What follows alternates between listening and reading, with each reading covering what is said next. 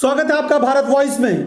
Bharatiya Janata party की सरकार जब से महाराष्ट्र में बनी है एकनाथ शिंदे के साथ, या ये कहें कि एकनाथ शिंदे जब से बगावत करके भारतीय जनता पार्टी के साथ सरकार बनाने में सफल हुए, तब से ही हर दिन या हर हफ्ते कहें तो एक ना एक नया विवाद ऐसा सामने आ रहा है जिससे साफ तौर पर दिखता है कि एकनाथ शिंदे बड़ी मुश्किलों से इस सरकार को आगे बढ़ा रहे हैं।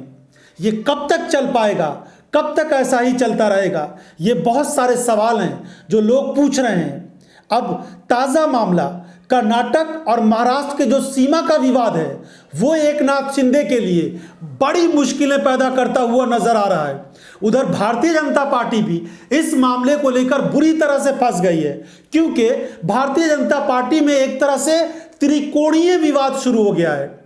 एक तरफ कर्नाटक है जहां पर भारतीय जनता पार्टी की सरकार है, दूसरी तरफ महाराष्ट्र है जहां भी भारतीय जनता पार्टी की सरकार है, लेकिन इस सरकार में एकनाथ शिंदे का गुट है और दूसरी तरफ भारतीय जनता पार्टी है।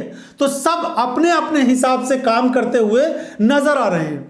अब देखिए, एकनाथ शिंदे की मुलाकात होनी थी दिल्ली में अमित शाह के साथ, लेकिन कहा जा रहा है कि जो देवेंद्र फडणवीस है उप मुख्यमंत्री, वो भी आ गए मुलाकात करने के लिए। तो इस तरह से भारतीय जनता पार्टी में जबरदस्त तरीके से भूचाल मचा हुआ है इस सीमा विवाद को लेकर के।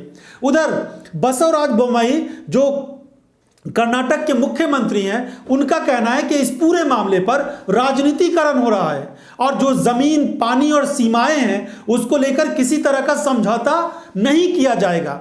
तो बड़ा टकराव भारतीय जनता पार्टी में आपस में ही होता जा रहा है। कर्नाटक और महाराष्ट्र का यह विवाद इतना बढ़ गया है कि गृह मंत्री अमित शाह को इस पूरे मामले में हस्तक्षेप करना पड़ा है, लेकिन उसके बावजूद भी कहा जा रहा है कि यह मामला आसानी से सुलझता हुआ नजर नहीं आ रहा है। एक दूसरे एपिसोड में आपको बताएंगे ये पूरा विवाद क्या है, लेकिन इस समय भारतीय जनता पार्टी महाराष्ट्र और कर्नाटक को लेकर जिस बुरी तरीके से फंसी है उसका कोई इलाज भाजपा के पास नजर नहीं आ रहा है। 17 दिसंबर को महाविकास अघाड़ी की तरफ से एक बड़ा प्रोटेस्ट भी किया जाएगा और लगातार वहां पर विरोध प्रदर्शन चल रहे हैं इस पूरे मामले को लेकर।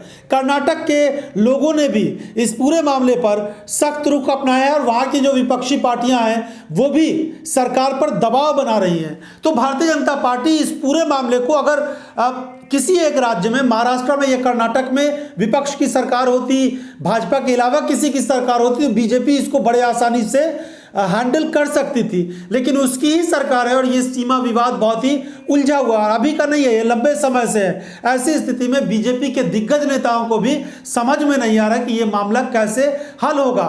उधर जो एकनाथ शिंदे हैं वो बुरी तरीके से फंसे हुए हैं, क्योंकि उनको एक एक चीज के लिए, एक कदम आगे बढ़ाने के लिए बीजेपी आला कमान की तरफ से अगर ग्रीन सिग्नल मिलता है तभी वो काम करते हैं, ऐसा कहा जा रहा है। बहुत सारे लोग ये कहते हैं कि तमाम तरह के जो फैसले हैं वो देवेंद्र फडणवीस ले रहे हैं।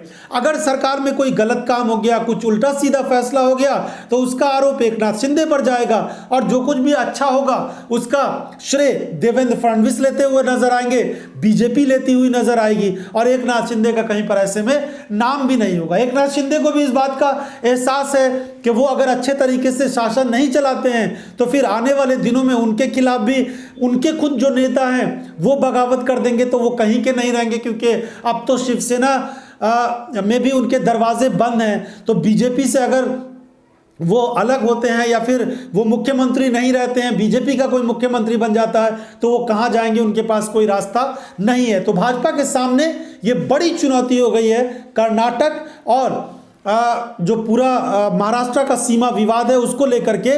लेकिन इन सब के बीच एक तरह से पिसते हुए नजर आ रहे हैं एकनाथ शिंदे। वो करे तो क्या करे, तमाम तरह के फैसले भाजपा के नेता लेते हैं, देवेंद्र फडणवीस लेते हैं, बीजेपी आला कमान लेते हैं, और अगर वो कोई फैसला ले लें तो वो स्वीकार नहीं होगा। तो ऐसी स्थिति में वो कहाँ जाएं और क्या करें, तो देखते हैं कि इस पूरे मामले में आगे क्या कुछ होता है। लेकिन इन सब के अलावा एक और बड़ा मुद्दा महाराष्ट्र की राजनीति में गरमाना हुआ है और वो भगत सिंह कोश्यारी जो राज्यपाल हैं महाराष्ट्र के, उनको लेकर उन्होंने कहा शिवाजी महाराज जो हैं वो पुराने ज़माने के आदर्श थे, नए ज़माने के आदर्श। उन्होंने बीजेपी के कुछ नेताओं का नाम ले लिया। इससे भारतीय जनता पार्टी के खुद जो कई नेता हैं वो नाराज नजर आ रहे हैं और विपक्ष तो आग बबूला है ही इस पूरे मामले पर। शिवाजी महाराज के जो वंशज है उदयराजे भोसले, उन्होंने भी इस पूरे मामले पर कड़े तेवर अपनाए हैं। उन्होंने कहा है कि इस मामले पर सख्त कार्रवाई होनी चाहिए। इसके अलावा जो बीजेपी के प्रवक्ता हैं सुधांशु त्रिवेदी,